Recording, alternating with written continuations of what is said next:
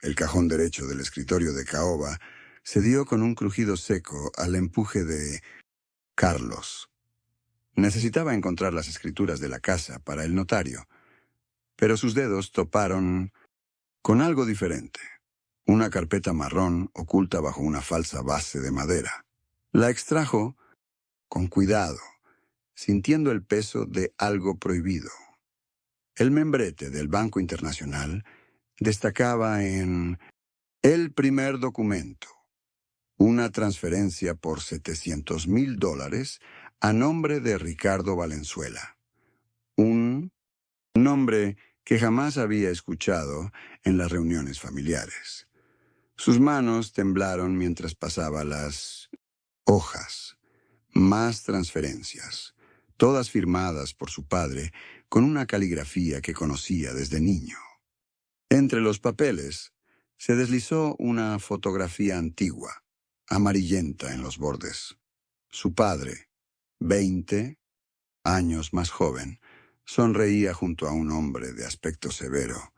Al reverso, con tinta desvanecida, se leía Marco y Ricardo, Panamá, 1998. ¿Quién era este hombre y por qué? ¿Su padre le enviaba semejantes cantidades de dinero durante años? El sonido de pasos firmes resonó en el pasillo, acercándose al despacho. El corazón de Carlos latió con fuerza mientras decidía en segundos. Devolvió todo a su lugar excepto la fotografía, que guardó en el bolsillo de su camisa justo cuando la manija de la puerta comenzó a girar. La casa de los Méndez permanecía en silencio, mientras Daniel acomodaba sus pertenencias en su antigua habitación. A sus 32 años, jamás imaginó que un divorcio lo devolvería a este lugar. Los muebles familiares, testigos de su infancia, parecían observarlo con una mezcla de compasión y reproche. 5 meses. Atrás, cuando Claudia le pidió tiempo, no anticipó que tiempo significaría firmar papeles de separación y dividir. 5 años de matrimonio en cajas etiquetadas. Su padre, Roberto Méndez, dueño de la constructora más importante de la ciudad, lo había recibido con un seco apretón de manos y un «puedes quedarte el tiempo que necesites». La formalidad entre ellos era tan antigua como las fotografías en el pasillo. Desde que Daniel tenía memoria, las conversaciones con su padre habían girado en torno a expectativas, nunca sentimientos. La ausencia de su madre se sentía más profunda ahora. 5 años desde su partida y todavía encontraba pelos suyos en viejos cepillos, notitas con su letra en libros olvidados. Elena había sido el puente emocional entre padre e hijo, la traductora de silencios incómodos durante cenas familiares. Daniel observó la casa a través de ojos adultos, los muebles caros, las fotografías estratégicamente colocadas, la perfección aparente. Como contador, entendía de balances y números exactos, pero ahora enfrentaba ecuaciones emocionales sin solución clara. Mientras desempacaba, su vida reducida a 3 maletas, intentaba no pensar en la ironía de buscar refugio donde nunca. La cena familiar transcurría como cualquier jueves. El vapor de la sopa de verduras empañaba levemente las gafas de Manuel mientras Sara relataba su día en la universidad. La normalidad se quebró cuando el teléfono del padre sonó. Carlos miró la pantalla y su rostro cambió instantáneamente. La sombra de preocupación que cruzó sus facciones fue inequívoca para Manuel. Carlos se disculpó apresuradamente y se encerró en su despacho. El portazo resonó en toda la casa. Manuel, intrigado por aquella reacción, se levantó con la excusa de ir al baño. Al pasar junto a la puerta del despacho, fragmentos de conversación se filtraron claramente. Nadie debe saberlo. El acuerdo sigue en pie. Todo está asegurado. La voz de su padre sonaba tensa, casi irreconocible. Regresó a la mesa justo cuando Carlos volvía, componiendo una sonrisa que no alcanzaba sus ojos. Era del trabajo. Problemas. Con un cliente, explicó con tono despreocupado que sonaba ensayado. Manuel observó cómo su padre guardaba apresuradamente algo en el bolsillo de su camisa. Parecía un papel doblado. Durante el postre, Carlos derramó su café. En la confusión por limpiar, Manuel notó que el papel asomaba ligeramente. Alcanzó a ver un membrete similar al de los documentos que había encontrado días atrás en el armario. La conexión fue inmediata y perturbadora. Esa noche, mientras todos dormían, las palabras escuchadas se mezclaban en la mente de Manuel, con las cifras de aquellos documentos. Lo que había comenzado como una curiosidad se transformaba en una sospecha que le revolvía él. Las 3 de la mañana marcaba el reloj digital cuando Daniel se deslizó fuera de su habitación. La madera del pasillo crujió bajo sus pies descalzos mientras avanzaba hacia el despacho. Un ronquido profundo desde la habitación de sus padres le confirmó que Manuel dormía. La luz azulada del monitor iluminó su rostro cuando encendió la computadora familiar. Sus dedos temblaron sobre el teclado. Violar la privacidad de su padre contradecía todos sus principios, pero aquella llamada misteriosa no dejaba de atormentarlo. El historial del navegador se desplegó ante sus ojos. Procedimientos legales de adopción, localización de personas desaparecidas, plazos de prescripción en casos de custodia.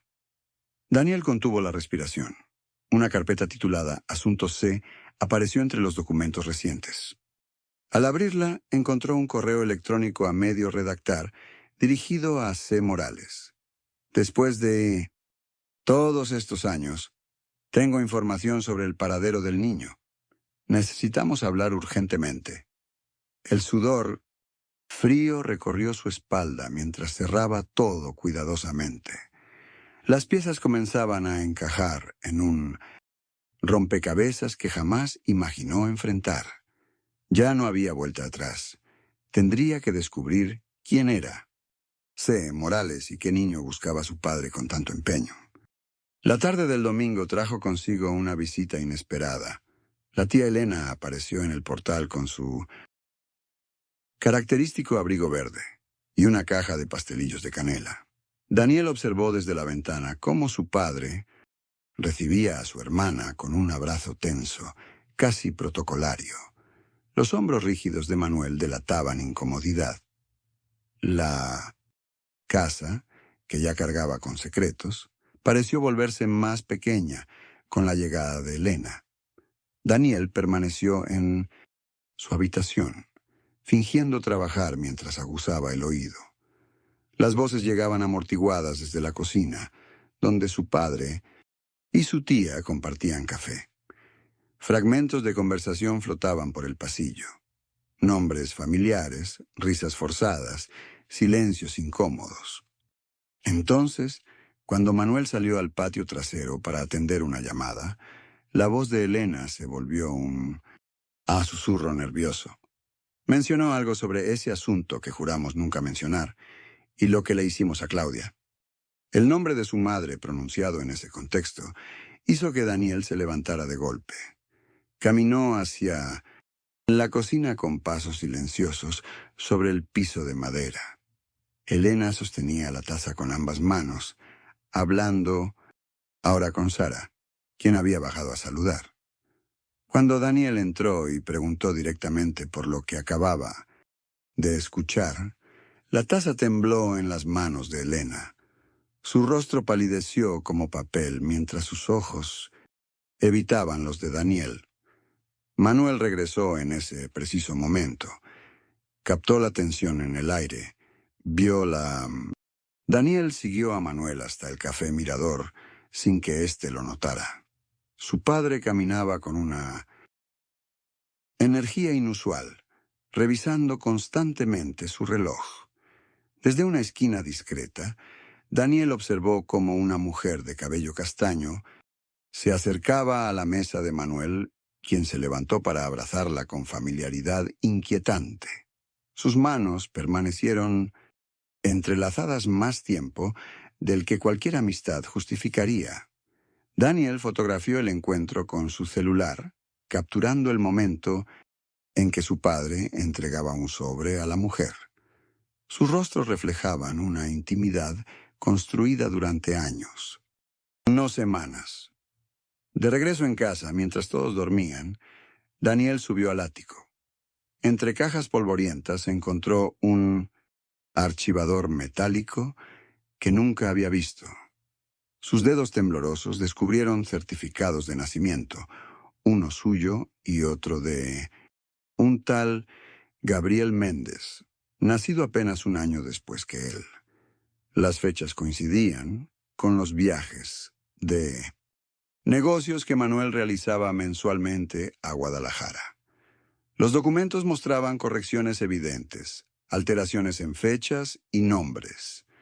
Fotografías viejas revelaban a un niño con sus mismos ojos, el inconfundible rasgo familiar de los Méndez.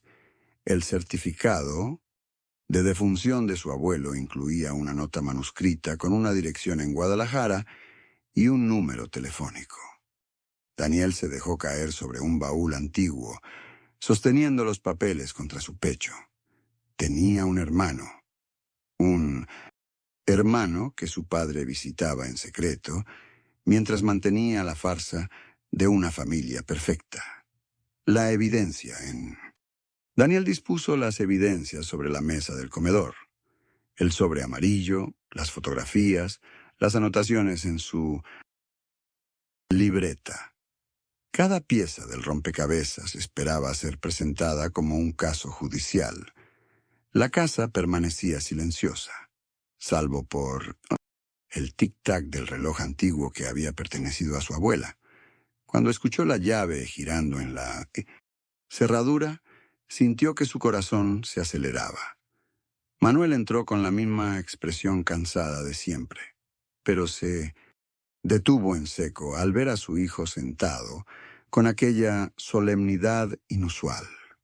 Sus ojos recorrieron los documentos, dispersos, y su rostro palideció. Daniel observó cómo su padre reconocía inmediatamente aquellas imágenes del Café Mirador, las fechas subrayadas, los nombres apuntados. La primera negativa fue predecible. Manuel intentó restar importancia, alegando malentendidos y coincidencias absurdas. Pero cuando Daniel mencionó a la mujer de cabello castaño y colocó sobre la mesa la vieja fotografía que había encontrado en el desván, los hombros de su padre se desplomaron visiblemente. La confesión emergió, entre sollozos entrecortados. 28 años atrás, antes del nacimiento de Daniel, había llegado al mundo otro bebé. Una niña. En medio de una desesperación económica inimaginable, Manuel había accedido a entregarla en adopción a cambio de dinero. Una decisión que lo perseguía cada día de su vida. El silencio que siguió pesaba como plomo. Daniel miraba a ese hombre destrozado, irreconocible, que juraba que su madre nunca supo la verdad. La imagen. Daniel observó el amanecer desde la ventana del apartamento de su amigo Carlos, donde se había refugiado tras la revelación. Las primeras luces dibujaban siluetas sobre los edificios mientras su mente repasaba fragmentos de su historia familiar, ahora manchada por la mentira.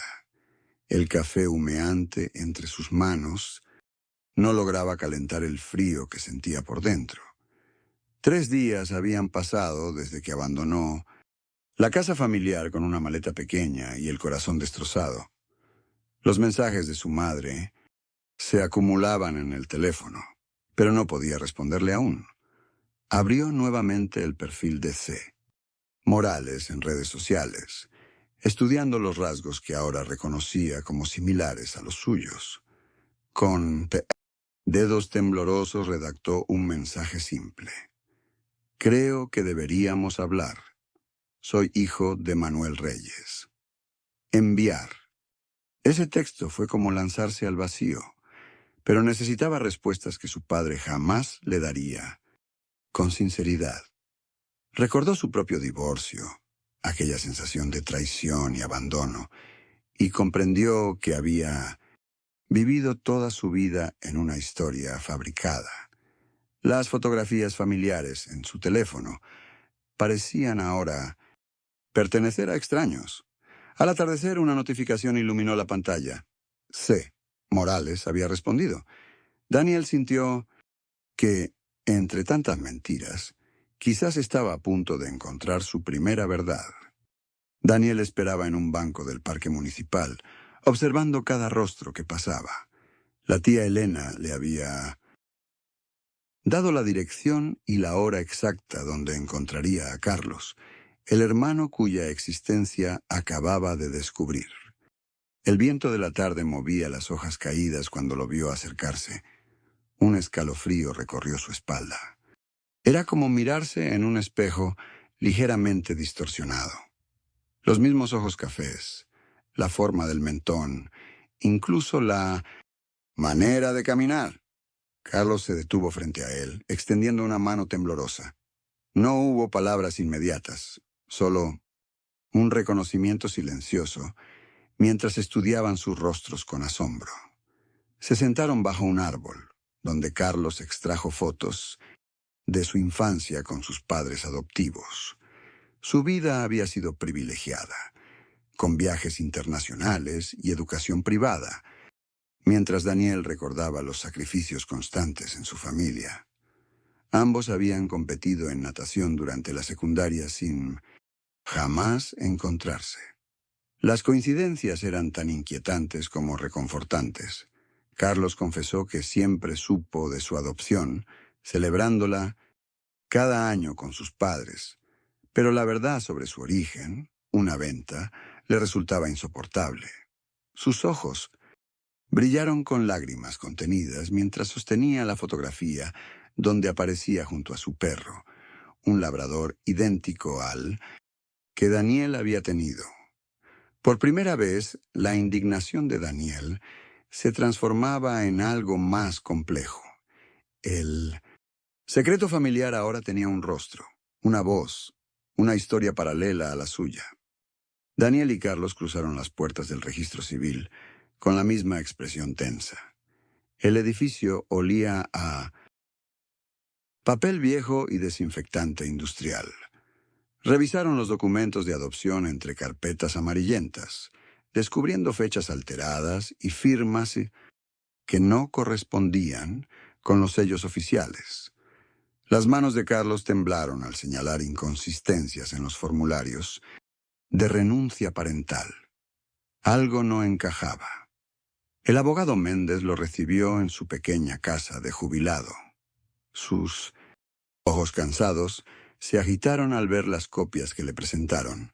Entre sorbos de café amargo, confesó haber sido intermediario en una transacción económica sustancial.